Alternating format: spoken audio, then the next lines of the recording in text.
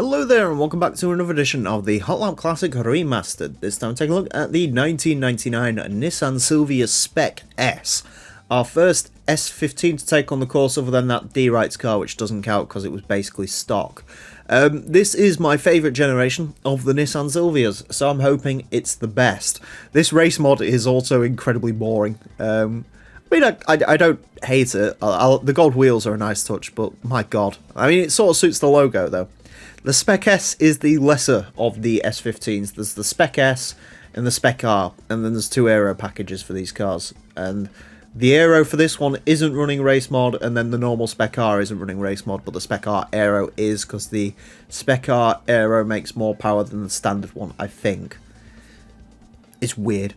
Anyways, front engine rear-wheel drive, 356 horsepower, 1,070 kilos. Not bad statistics, so... Although I think that's actually... Is it making less power than that Silvia K's we covered not long ago? I don't know. Anyways, this car is going to get 6 laps of the Motorsports Land track in order to set the best time it possibly can. Our current leader is the Mitsubishi Lancer Evolution 5 RS. That set a time of 27.806. This Silvia is not likely to beat that. In terms of where this is aiming... the Silvia K's we had a couple of cars ago, 30.944. I think that's a pretty reasonable target.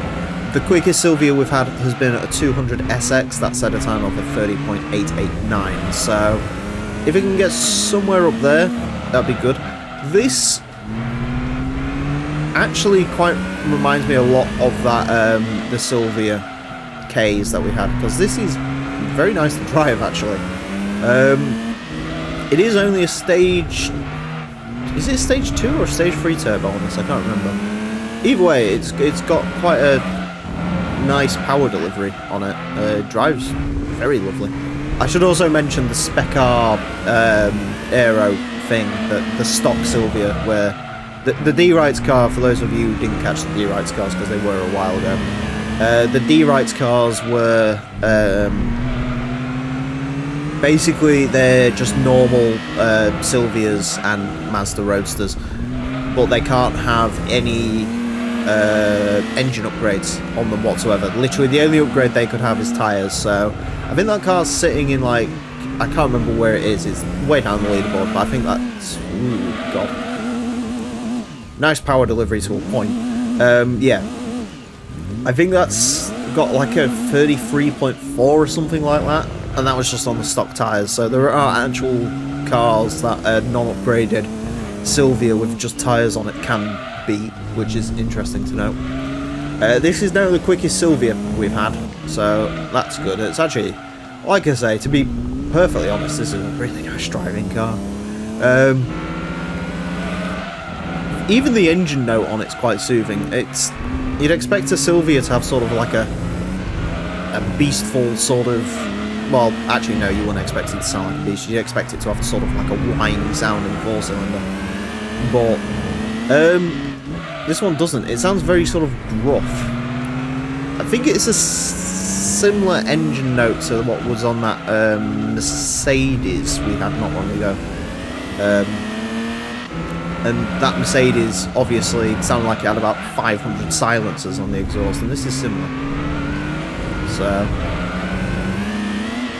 yeah, that's far too much into that corner, but it is going to give us a decent launch out of it. The funny thing is, I've been driving this course for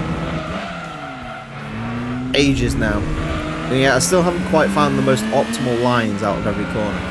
30.592, that's really good, actually. That does mean it's tied with something though. Bollocks, I hate to tie. But, yeah.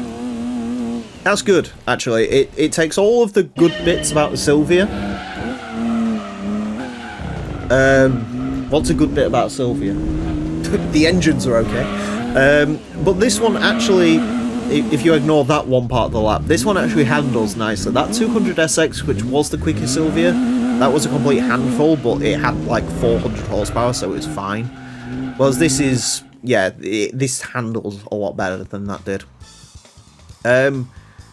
Yeah, maybe you could have gone quicker as well. I don't think... you should ignore the Sector 2 on that lap. I don't think that would have strung it all together, really. Because your Sector 1... the better your Sector 1 is, the more your Sector 2 suffers. Because Sector 1, really, you want to be braking before you hit the line on that one. But no, good car. 30.592 will put it in to 61st place. It ties with the Lotus Esprit V8, as I mentioned before. When there's a tie, the car that set the time first will be the one that gets to go higher up in the leaderboard. But no, the only Japanese sports car that's really quicker than this is the Mitsubishi GTO and the RX-7s, but the RX-7s were ridiculously good. That's actually a really good lap time. There's not a lot comparable to it. It is about 0.3 up on the 200SX, 0.4 up on that Silvia K's we had. Yeah, it's a good car. What time did that D-Rights car set? I've got to try and find it now. How far down is it? 33.249. So, yeah, upgrades get you about 2.7 seconds around a course like this, which I think is pretty good, really. Yeah. Anyways, that's it for this episode. Thank you all very much for watching. Join me next time when I'll be driving something completely different. Until then, farewell.